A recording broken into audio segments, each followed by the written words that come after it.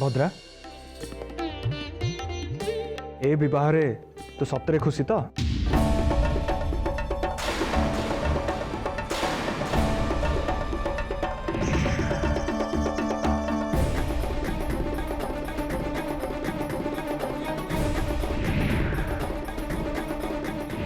कौन है सखा आपण भगिनी सुभद्रा को देखा करने को चाहूँगी देखा करी हबो मु प्रभु नीलकंठ नारे सत्य करी कहूची मु दुर्योधन को विवाह करिबिनी करिबिनी करिबिनी। आज्ञा व्रता मु बहुत खुशी।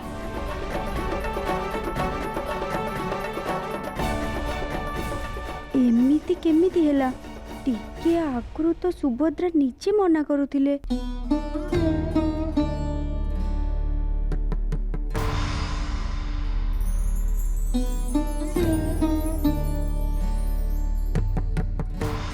नियो माँ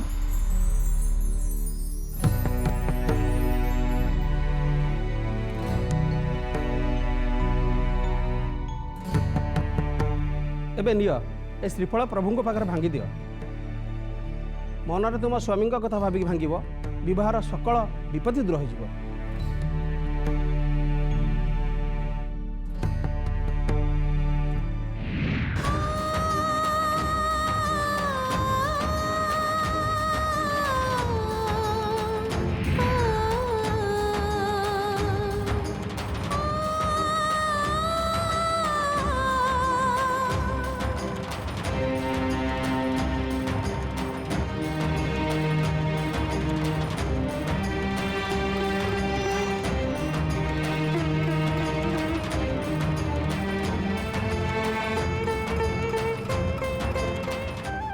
हे शिव शंकर जदि तमे सतरे सत्य मु जहाँ कथा भाभी ए श्रीफल भांगुची मते तांकरी सांगरे देखा करई दियो आउ तांकरी सांगरे मोर बाहाघर करई दियो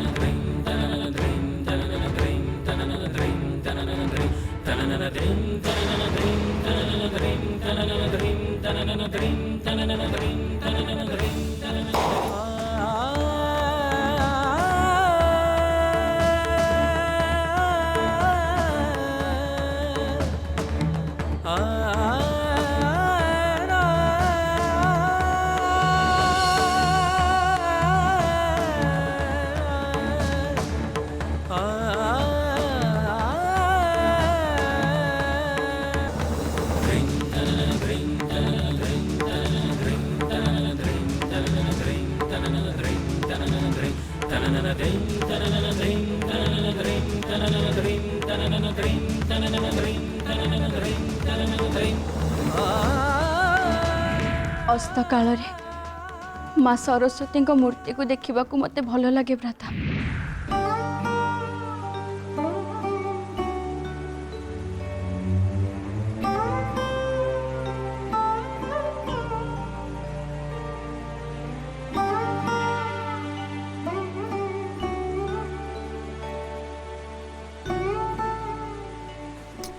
ओह ये जाए सुभद्रा देखा नहीं आ टिकी परे सूर्यास्त हो जीवे ताहले मु कौन सुभद्रा कथार अर्थ को ठीक भाव में बुझी पारिनी।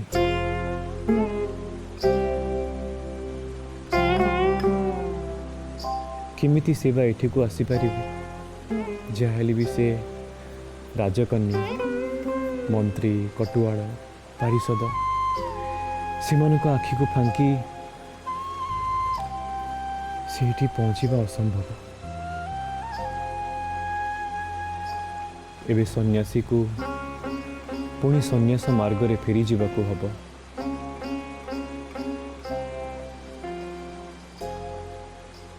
तमे दुर्योधन हुआ सुभद्रा सुखरे रुह आनंदरे रुह।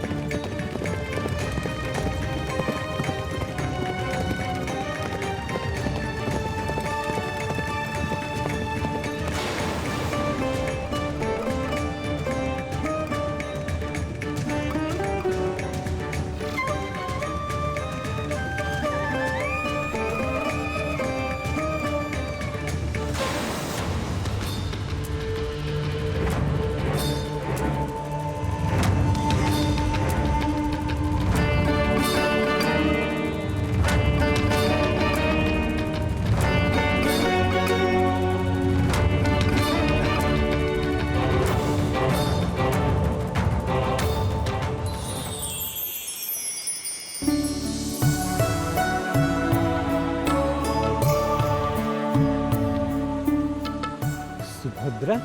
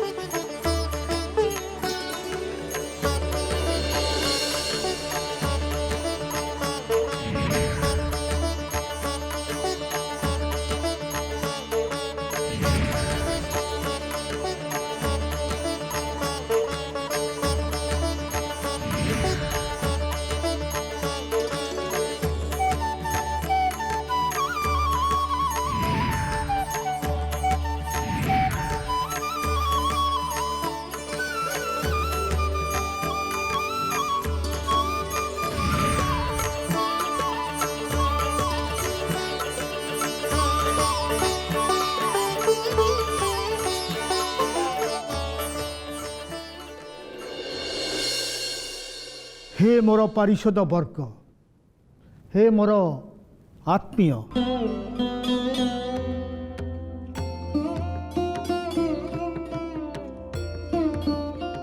सुभद्रा विवाह रे मु केवल आपण मानकर सहयोग कामना करुछि। आशा आपण माने समस्ते सहयोग हाथ बढ़ेबे। चिंता करंतुनि जामाता, मो पुत्रीर विवाह उत्सव रे मु लक्षे भार पद्म देव। मते केवल सहस्र स्वर्ण मुद्रा देवाकू सुजोग दियंतु। भगिनी सुभद्रांक सहित मु सहस्र दासी पठेबाकू प्रस्तुत।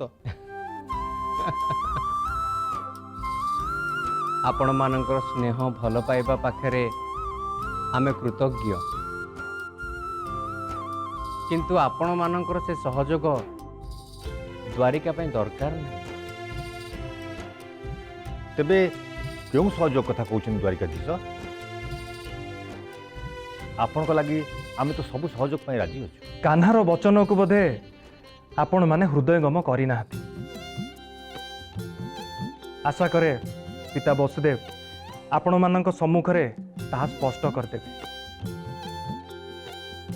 सत कहवाकू गले सुना रूपा धन जन ए सब किछि मो कन्या सुभद्रार दरकार नहीं। किछि दरकार अछि तो से केवल आपण मानकर आशीर्वाद। आपण माने सपरिवार पहुंची बर कन्या को आशीर्वाद प्रदान कले से मो पाई आपण मानकर सर्वश्रेष्ठ साहाय्य। जदि यह चाहती तेबे आम मानकर श्रद्धा आशीर्वाद कन्या सुभद्रांक सह अछि बोली निश्चिंत रह।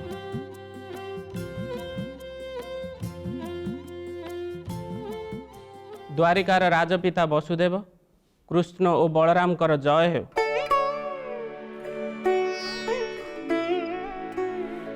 किछि संवाद अछि तो? हाँ, हस्तिनार संवाद नहीं मु आपण पाखक छुट्टी आसी। तेबे विलंब कहीं कुह दूत कुह।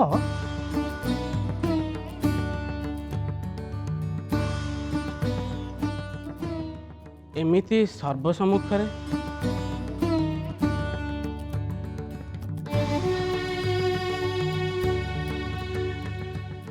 एमाने समस्त मोर संपर्क शुभेच्छु। तुम्हें निसंकोचर कही पारो। तेबे चिंता कहीं पिता तो तुमको आदेश दे सारे।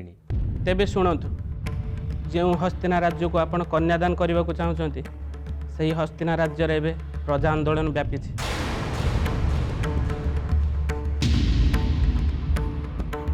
ପ୍ରଜା ଆନ୍ଦୋଳନ କ'ଣ ପାଇଁ? କୌରବମାନେ ବିଭିନ୍ନ ବାହାନାରେ ଅନ୍ୟାୟରେ ପ୍ରଜାମାନଙ୍କ ଠାରୁ କର ଆଦାୟ କରୁଛନ୍ତି। କୌରବଗଣ ମୃଗୟା ନାଁରେ ବନକୁ ପ୍ରବେଶ କରି ବନବାସୀମାନଙ୍କ ଉପରେ ଅତ୍ୟାଚାର କରୁଛନ୍ତି। ରାଜ୍ୟରେ ଧର୍ମ, କର୍ମ, ଯଜ୍ଞ ତଥା ସମସ୍ତ ଦେବକର୍ମ ପାଳନ କରାଯାଇଛି।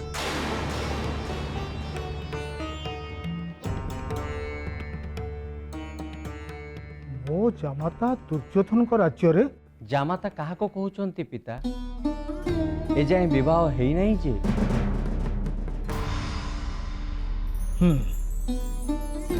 କିନ୍ତୁ ତୁମକୁ ଏ ସୂଚନା କିଏ ଦେଲା? ଗୁପ୍ତଚରମାନଙ୍କ ଠାରୁ ପ୍ରାପ୍ତ ସୂଚନା ହିଁ ମୁଁ ଆପଣଙ୍କୁ ଦେଉଛି। ସମଗ୍ର ରାଜ୍ୟ ଏବେ ଆତଙ୍କିତ, ଭୟଭୀତ, ଆଉ କିଛି ପ୍ରଜା ବି ଆପଣଙ୍କ ଉପରେ କ୍ରୋଧ କରିଛନ୍ତି। ମୋ ଉପରେ? ସେମାନେ ମୋ ଉପରେ କାହିଁକି କ୍ରୋଧ କରିବେ? ହଁ, ମୋ ପିତାଙ୍କ ଉପରେ ବିନା କାରଣରେ କ୍ରୋଧ କରିବେ ସେମାନେ କ'ଣ ପାଇଁ? ଏହା କରିବା ଅନ୍ୟାୟ। କାରଣ ଅଛି ଦ୍ୱାରିକାଧୀଶ।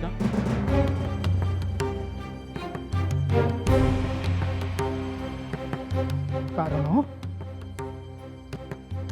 କ'ଣ ତାର କାରଣ ଦୂତ? ହସ୍ତିନାରେ ଘଟି ଚାଲିଥିବା ସବୁ ଅନ୍ୟାୟ ଅତ୍ୟାଚାରର କାରଣ ଦୁର୍ଯ୍ୟୋଧନ।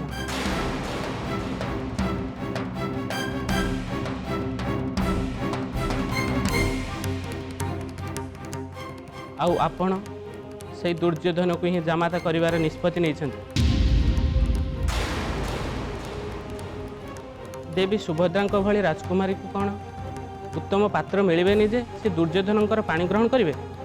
ମୋର ସମ୍ପୂର୍ଣ୍ଣ ବିଶ୍ୱାସ ଦେବୀ ସୁଭଦ୍ରାଙ୍କୁ ଦୁର୍ଯ୍ୟୋଧନଙ୍କ ଠାରୁ ଉତ୍ତମ ପାତ୍ର ମିଳିବେ।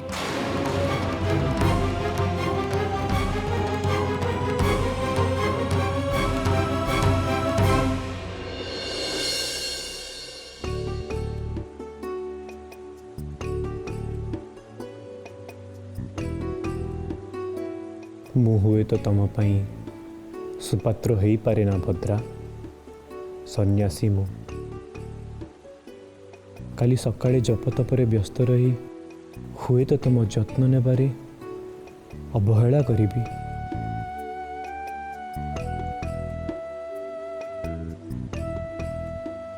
ନୀରବ ରୁହନି ଭଦ୍ରା, ଉତ୍ତର ଦିଅ।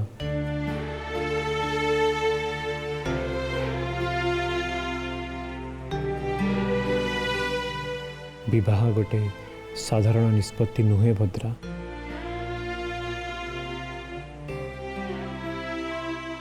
ମୋତେ ବିବାହ କଲେ ତମକୁ ତମ ପିତା ମାତା ଭ୍ରାତାମାନଙ୍କ ସହ ଅପ୍ରିୟ ହେବାକୁ ପଡ଼ିବ। ସାରା ଦୁନିଆର ଅପବାଦକୁ ତମେ କ'ଣ ନିଜ ମୁଣ୍ଡରେ ବୋହିପାରିବ? ତମେ ରାଜମହଲର ରାଜକନ୍ୟା, ତମେ କ'ଣ ଗୋଟେ ସନ୍ନ୍ୟାସୀ ସହ ତା ପତ୍ର କୁଡ଼ିଆରେ ରହିପାରିବ? କ୍ଷୀର ସର ଲହୁଣୀକୁ ଭୁଲି ଝରଣା ଜଳରେ ତମେ ତୃଷା ମେଣ୍ଟେଇ ପାରିବ?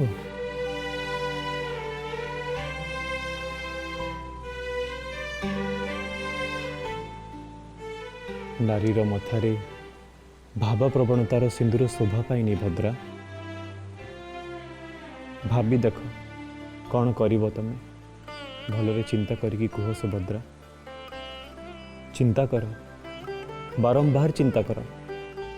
ଶେଷରେ ମୋତେ କୁହ ତମର ନିଷ୍ପତ୍ତି କ'ଣ?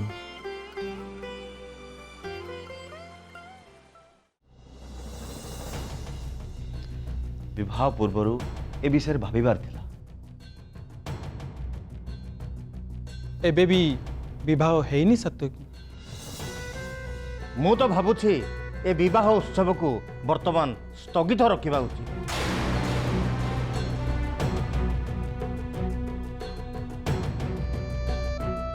ଏବେ ସବୁ ନିଷ୍ପତ୍ତି ଆପଣଙ୍କ ଉପରେ ହିଁ ନିର୍ଭର କରୁଛି।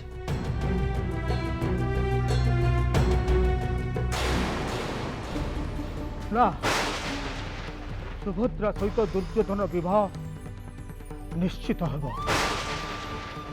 ସେଇ ତିଥି ସେଇ ଲଗ୍ନ ସେଇ ସମୟରେ ହିଁ ସବୁ ଜାଣି ଶୁଣି ଆମେ କିଛି ଭୁଲ ନିଷ୍ପତ୍ତି ନେଉନାହାନ୍ତି ତ ଜାମତା? ନିଷ୍ପତ୍ତି ଠିକ୍ କି ଭୁଲ ଏକଥା ମୁଁ ଜାଣେ ନା, କିନ୍ତୁ ଏ ସମୟରେ ଆଠୁ ବଡ଼ ନିଷ୍ପତ୍ତି ଆଉ କିଛି ହେଇପାରେ ନା। ଏ ନିଷ୍ପତ୍ତି ପାଇଁ ହୁଏତ ଆପଣଙ୍କୁ ସାରା ଜୀବନ ଅନୁତାପ କରିବା ପାଇଁ ପଡ଼ିବ। ଅନୁତାପ କରିବାକୁ ମୁଁ ପ୍ରସ୍ତୁତ। ବନ୍ଧୁ ଆତ୍ମୀୟ ସ୍ୱଜନମାନଙ୍କ ପାଖକୁ ନିମନ୍ତ୍ରଣ ଯାଇସାରିଛି। ସମଗ୍ର ଆର୍ଯ୍ୟାବର୍ତ୍ତର ରାଜାମାନଙ୍କ ପାଖକୁ ଦୂତ ପ୍ରେରଣ ହୋଇସାରିଛି। ହତ୍ୟା ପାଇଁ ସେ ପ୍ରସ୍ତାବ ପ୍ରତ୍ୟାଖ୍ୟାନ ହେଲେ ସେଇ ତିଥିରେ ମୁଁ ନୂତନ ପାତ୍ର ପାଇବି କୋଉଠୁ? ହଁ, ଏ ଆଶଙ୍କାକୁ ଏଡ଼େଇ ଦିଆଯାଇ ନପାରେ। ନିର୍ଦ୍ଦିଷ୍ଟ ସମୟ ମଧ୍ୟରେ ପତ୍ର ମିଳିବା ସମ୍ଭବ, କିନ୍ତୁ ପାତ୍ର ମିଳିବା ଅସମ୍ଭବ।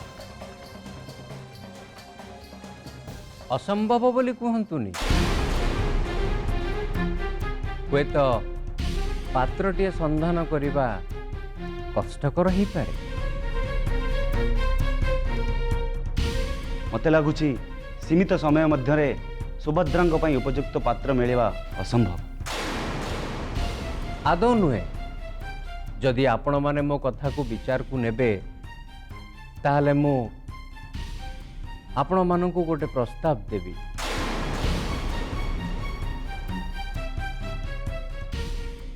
ଯଦି ଉତ୍ତମ ପ୍ରସ୍ତାବ ଥାଏ ତାହେଲେ ବିଚାର କରାଯାଇପାରେ। ତେବେ ପାତ୍ର କିଏ? ମୁଁ ପାଣ୍ଡବମାନଙ୍କ ଭିତରେ ସର୍ବଶ୍ରେଷ୍ଠ ଯୋଦ୍ଧା, ମାତୃଭକ୍ତ ତୃତୀୟ ପାଣ୍ଡବ ଅର୍ଜୁନଙ୍କ କଥା କହୁଛି।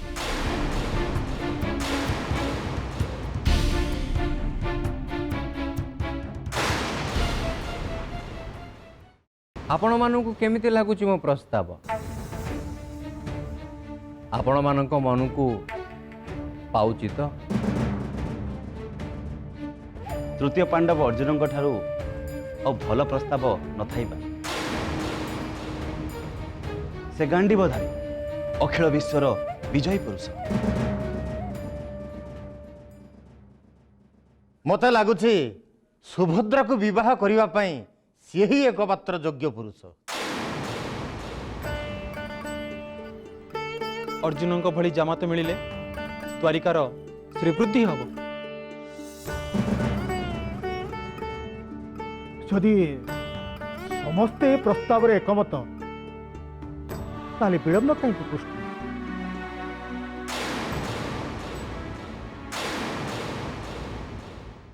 ତୁ ହିଁ ଏ ପ୍ରସ୍ତାବ ପାଣ୍ଡବଙ୍କୁ ଦେ।